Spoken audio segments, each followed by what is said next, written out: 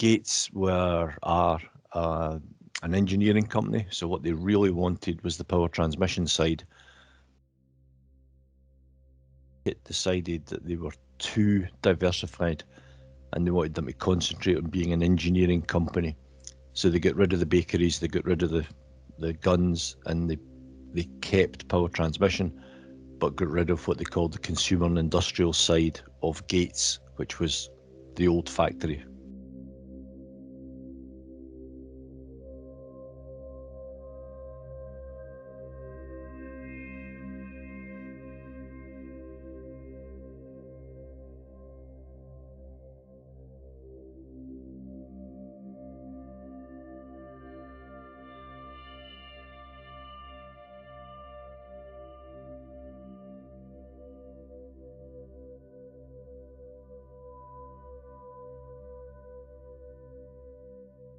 Today we will be delving deep into some more local history.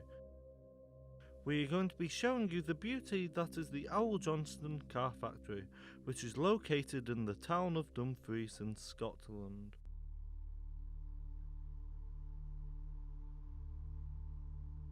Arrol Johnston was a Scottish car company, which was founded in 1895 and ran for 36 years, ending production in 1931.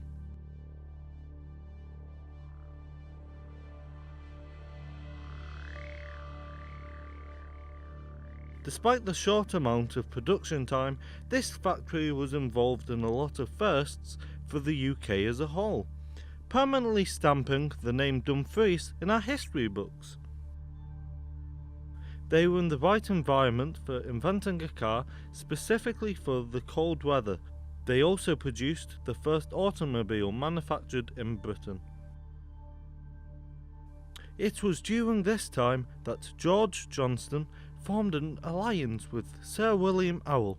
Together they founded the Mocar Syndicate Company, limited to produce Johnston's very first car. Jumping ahead to the year of 1905, in this year the Arrol Johnston Motor Company was officially formed. They impressively produced a slew of cars with engines up to 8.8 litres in displacement, making a peak of 45 horsepower. As we all know, in 1913, the company went on to purchase land in Heathhall Dumfries. This happened during the historical Second Industrial Revolution, otherwise known as the Technological Revolution.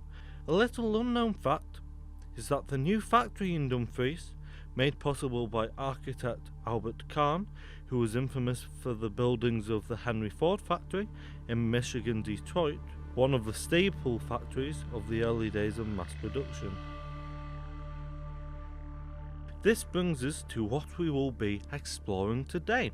We decided to look inside the historical factory in Dumfries. This factory has become unknown outside of the local area, so we are hoping we can shine some light onto this enriching part of history and intrigue people to look more into its significance and influence on a modern day society. Fast forward to the year 1927, pre-Wall Street crash and the Great Depression that even affected the UK heavily. The company merged with Astor of Wembley, officially branding them Arrol Astor, which is what they would become known for. They went on to produce several more cars, including an inline 8 supercharged model. The company lasted for a few more years before going bankrupt, which tragically happened to a lot of businesses in the 1930s. All sales and production ended in 1931. However, the factory still set high standards for what factories were like in the modern age of mass production. It was one of the most modern and unusual buildings in the UK when it was made, and even under the name Daylight Factory. Due to the bigger windows it was laced with, it had some life to it after its closure in 1931. The factory went on to be bought after World War II by North British Rubber Company, which was renamed Uniroyal in the late 1960s and Interfloor in 2002. The factory moved on to the production of underlay, until 2013 when the site was sadly vacated.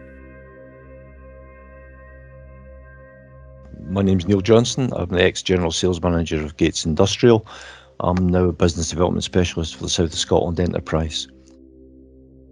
So I started at Uniroyal, and in 1986 we were bought out by the Gates Corporation of Denver.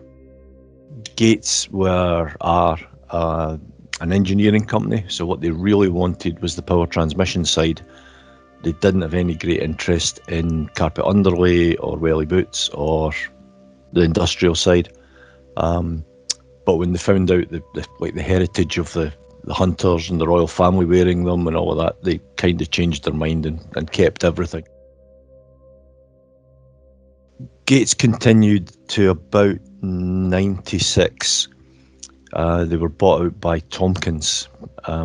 Tompkins are a huge multinational. Tompkins owned everything from Mr. Kipling's Cakes to Hovis to Smith & Wesson Guns, famously known as the Buns to Guns company.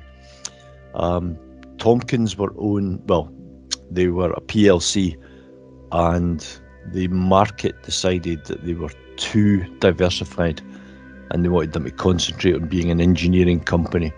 So they got rid of the bakeries, they got rid of the guns, and they kept power transmission, but got rid of what they called the consumer and industrial side of Gates, which was the old factory. Despite its brief time running in comparison to some factories in the UK, the Arrol Johnston Factory cemented itself as a staple example of how far modern day technology has come, and how mass production truly was the most revolutionary moment in the car industry. It is a factory that hosted a lot of firsts and a lot of iconic motor history that will never be mimicked or outdone. It is one of the most interesting and unknown factories in the UK.